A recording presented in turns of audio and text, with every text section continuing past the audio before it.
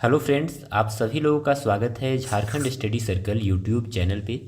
आज के इस वीडियो में हम लोग जेएसएससी के द्वारा जो कल रिस्पांस सीट से संबंधित नोटिस जारी किया गया था, झारखंड पीजीटी एग्ज़ाम और झारखंड लैब असिस्टेंट एग्ज़ाम से रिलेटेड, उस रिस्पांस सीट के आने के बाद जेएसएससी पीजीटी फिजिक्स का कट ऑफ क्या हो सकता है, इस विषय पे चर्चा करेंगे। फिर हम बात करेंगे कि आखिर फाइनल जो रिजल्ट है वो कब तक आने की संभावना है, और साथ ही साथ मेरा क्या स्कोर रहा इस जेएसएससी पीजीटी 2023 के एग्ज़ाम में। तो फ्रेंड्स, मेरा भी इस एग्ज़ाम में बैठने का एक्सपीरियंस रहा है, इसलिए मुझे ऐसा लगता है कि मैं थोड़ा प्रैक्टिकल वे में आप लोगों को न्यूट्रल तरीके से बता सकता हूँ कि आखिर एग्ज़ाम का कैसा एक्सपीरियंस था, और इस प्रिपरेशन के दौरान जो मेरे फ्रेंड्स साथ में एग्ज़ाम दे रहे थे उनका क्या क्या लगभग स्कोर आ रहा है। तो इस तरह से आप काफ़ी प्रैक्टिकल वे में ये समझ सकते हैं कि जो जेएसएससी पीजीटी फिजिक्स का कट ऑफ होगा वो लगभग कितना जा सकता है।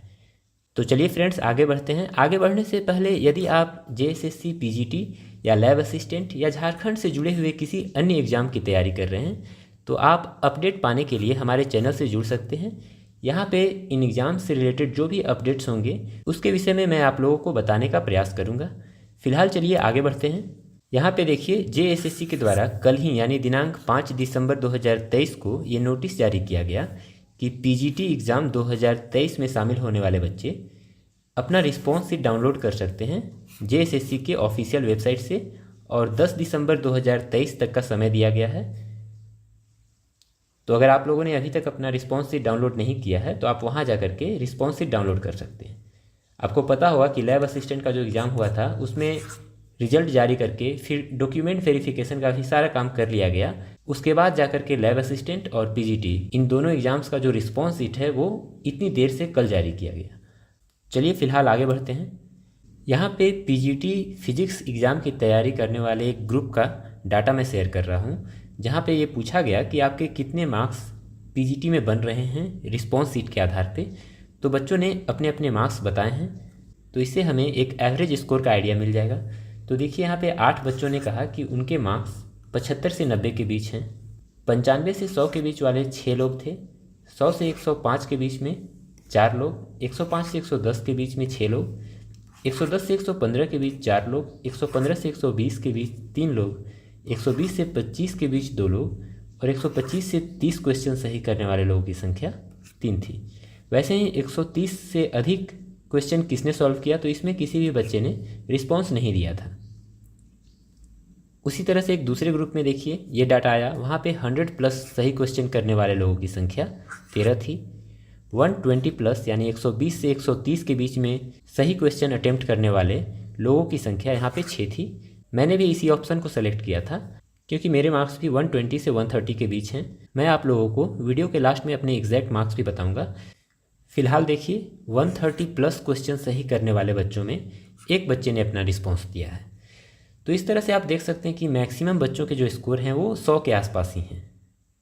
इस डाटा के अतिरिक्त अब मैं आप लोगों को अपना पर्सनल एक्सपीरियंस बताता हूँ कि मेरे कितने क्वेश्चन सही हो रहे हैं, और साथ ही साथ जो मेरे फ्रेंड्स हैं जिनसे मैंने पर्सनली बात की उनके कितने क्वेश्चन सही हो रहे हैं। तो फ्रेंड्स, ये रहा मेरा रिस्पॉन्स शीट जिसे मैंने कल जेएसएससी की वेबसाइट से डाउनलोड किया था। यहाँ पे आप एग्ज़ाम का डेट देख सकते हैं, 29 अगस्त 2023। ये शायद ये एग्ज़ाम का दूसरा दिन था क्योंकि मेरे कुछ दोस्तों ने पहले दिन एग्ज़ाम दिया था 28 तारीख को, फिर 29 तारीख को मैंने एग्ज़ाम दिया। तो ये हमारा एग्ज़ाम का शिफ्ट हो गया। आप एग्ज़ाम की टाइमिंग भी यहाँ देख सकते हैं। यहाँ पे मैंने अपना रोल नंबर और अपना नाम जो है उसे हाइड कर दिया है। फिलहाल आप क्वेश्चंस को देख सकते हैं, और ये जो मेरा रिस्पॉन्स शीट का PDF है मैं इसे डिस्क्रिप्शन बॉक्स में और कमेंट बॉक्स में इसका लिंक देने की कोशिश करूँगा ताकि आप वहाँ से डाउनलोड करके अगर आप इसे पढ़ना चाहें तो अच्छे से पढ़ सकें, या फ्यूचर में कोई इस एग्ज़ाम को देने की तैयारी कर रहा है, इसके क्वेश्चंस के लेवल को देखना चाहता है तो वहाँ से डाउनलोड करके वो इसे पढ़ सकता है। फिलहाल देखिए, जैसे पहला क्वेश्चन मेरा यहाँ पे करेक्ट हुआ, फिर जब आप आगे बढ़ेंगे तो जो सेकेंड ऑप्शन है यहाँ पे बता दिया गया कि आपका रिस्पॉन्स क्या था, बी ऑप्शन था, जो कि रॉन्ग है। इसका जो सही आंसर होगा वो आंसर सी होगा। इसी तरीके से आप आगे बढ़ते जाएंगे तो आप अलग अलग क्वेश्चंस में नीचे देख सकते हैं कि ये करेक्ट है या इनकरेक्ट है। यहाँ पे टोटल 150 क्वेश्चन थे, तो सारे क्वेश्चंस को यहाँ दिखाना काफ़ी लेंदी प्रोसेस हो जाएगा।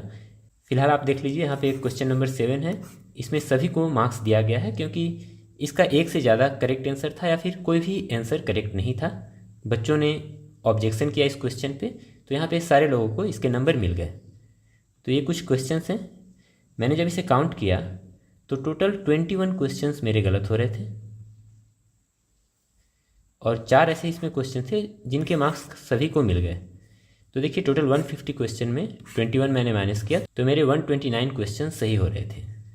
और अगर मैं अपने फ्रेंड्स की बात करूं जिनसे मैंने पर्सनली बात किया आंसर की आने के बाद कि उनके कितने मार्क्स हो रहे हैं, तो वहाँ पे एक बच्चे के 85 क्वेश्चन सही हो रहे थे, एक बच्चे के 94 क्वेश्चन थे और 2 बच्चों ने 110 क्वेश्चन लगभग सही बताया। एक के 130 मार्क्स आ रहे थे और एक के 135 मार्क्स आ रहे थे। तो ये आप समझ सकते हैं कि नंबर काफ़ी वैरी हो रहा है, लगभग 90 से 120 130 तक के नंबर आ रहे हैं। तो इससे आपको एक आइडिया मिल गया होगा कि किस तरीके के नंबर इस पेपर में लाए जा सकते थे, क्योंकि पेपर बहुत ज़्यादा टफ भी नहीं था और बहुत ज़्यादा इजी भी नहीं था। जो लैब असिस्टेंट का एग्ज़ाम हुआ था उससे थोड़ा सा टफ ये क्वेश्चन था। और आपको पता होगा कि जो भी बच्चे पीजीटी का एग्ज़ाम दे रहे हैं लगभग सारे लोगों ने लैब असिस्टेंट का भी एग्ज़ाम दिया ही था। मैं अगर अपनी बात करूँ तो मेरे 129 क्वेश्चन सही हो रहे थे और वहाँ पे डॉक्यूमेंट वेरिफिकेशन के लिए 120 मार्क्स में मुझे बुलाया गया था। मेरे एक फ्रेंड के मार्क्स 132 आ रहे थे, उसे वहाँ पे नहीं बुलाया गया क्योंकि शिफ्ट अलग अलग हो जा रहा था। तो जो नॉर्मलाइजेशन है उसमें ऐसा हम मान सकते हैं कि किसी किसी शिफ्ट के मार्क्स बढ़े होंगे। तो मेरा जो 120 मार्क्स था हो सकता है उसका मार्क्स कुछ बढ़ गया हो, तो इसीलिए वहाँ पे बुलाया गया। और ये मैं कैटेगरी की बात कर रहा हूँ, BC2 कैटेगरी से ये सिलेक्शन हुआ होगा ऐसा मुझे लगता है, क्योंकि जनरल का कट ऑफ इससे हाई ही गया होगा। अब चलिए अपने फाइनल मुद्दे पे आते हैं कि पीजीटी फिजिक्स का कट ऑफ कितना जा सकता है। तो इतने लंबे चौड़े एनालिसिस के बाद अब मैं आप लोगों को एक्सपेक्टेड कट ऑफ बता रहा हूँ पीजीटी फिजिक्स एग्ज़ाम के लिए। देखिए यहाँ पे टोटल 251 सीट्स थे और अलग अलग कैटेगरी के हिसाब से इन सीटों को डिवाइड किया गया था। तो अगर जनरल कैटेगरी की बात करें तो यहाँ पे 97 सीट्स थे। तो मुझे ऐसा लगता है कि जनरल कैटेगरी के लिए जो कट ऑफ होगा वो 120 क्वेश्चन के आसपास होगा। आप इसमें ±5 कर सकते हैं, यानी जो कट ऑफ का रेंज होगा वो 115 क्वेश्चन से 125 क्वेश्चन के बीच आएगा। जिनके भी इतने क्वेश्चन सही हो रहे हैं वे अपने आप को सेफ जोन में कंसीडर कर सकते हैं। और ऐसा कहने के पीछे एक रीज़न ये भी है क्योंकि जो लैब असिस्टेंट का एग्ज़ाम था वहाँ का जो कट ऑफ था वो लगभग 135 के आसपास था। देखिए एग्जैक्ट कट ऑफ तो अभी तक जारी किया नहीं गया है, लेकिन जब मैं वहाँ पे डॉक्यूमेंट वेरिफिकेशन के लिए गया तो कुछ फ्रेंड्स से जो बातचीत हुई वहाँ पे अलग अलग कैटेगरी के लोग भी आए हुए थे। तो उस आधार पे मैं कह सकता हूँ कि 135 से नीचे वालों का सिलेक्शन नहीं हुआ था जनरल से, जो भी थे इससे ऊपर वाले थे। तो इसीलिए मैंने यहाँ पे एक कट ऑफ इसका लिखा 135। वैसे ही मेरा जो मार्क्स था 129 और भी कुछ फ्रेंड्स थे जो OBC कैटेगरी से थे वे 120 मार्क्स वाले ही थे, क्योंकि अभी जब आंसर की आने के बाद रिस्पॉन्स सीट आने के बाद उनसे बात किया कि उनका कितना सही हो रहा है तो कुछ लोगों ने बताया कि उनके मार्क्स 129 ही थे और मेरे भी इतने ही मार्क्स थे। तो मुझे ऐसा लगता है कि OBC का जो कट ऑफ है BC2 का वो 120 के आसपास गया होगा। तो इस हिसाब से जो PGT का कट ऑफ होगा वो उससे थोड़ा कम होना चाहिए, क्योंकि यहाँ पे नंबर ऑफ़ सीट्स अधिक है, साथ ही साथ जो कैंडिडेट्स की संख्या है वो काफ़ी कम है। इसीलिए जब वहाँ पे 135 कट ऑफ जा रहा है जनरल का तो यहाँ पे 115 110 भी आप मान सकते हैं, 110 से 120 के बीच हो सकता है। और अगर EWS कैटेगरी की बात की जाए तो इसके लिए 29 सीट रिजर्व हैं। तो यहाँ पे जो कट ऑफ होगा वो 115 के आसपास होना चाहिए। फिर OBC में देखिए BC1 के लिए 20 सीट्स हैं, BC2 के लिए 14 सीट्स हैं। तो इनके लिए जो कट ऑफ होगा वो लगभग 110 से 15 के बीच होना चाहिए। अगर आप ST कैटेगरी से बिलोंग करते हैं तो अगर आपके 80 से 90 नंबर भी हैं तो आप अपने आप को सेफ कंसीडर कर सकते हैं, क्योंकि इस कैटेगरी में सीटों की संख्या काफ़ी अधिक है।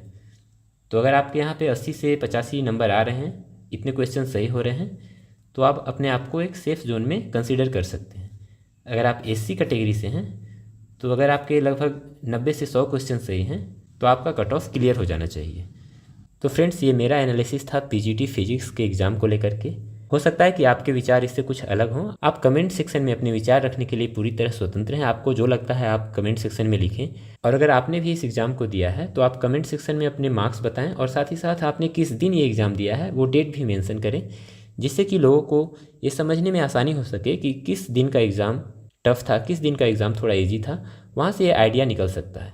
फिलहाल इस वीडियो को यहीं समाप्त करते हैं और फर्दर अपडेट्स के लिए आप हमारे चैनल के साथ जुड़ सकते हैं। फिलहाल इस वीडियो को यहीं समाप्त करते हैं। आप लोगों से एक नए वीडियो में फिर से मुलाकात होगी।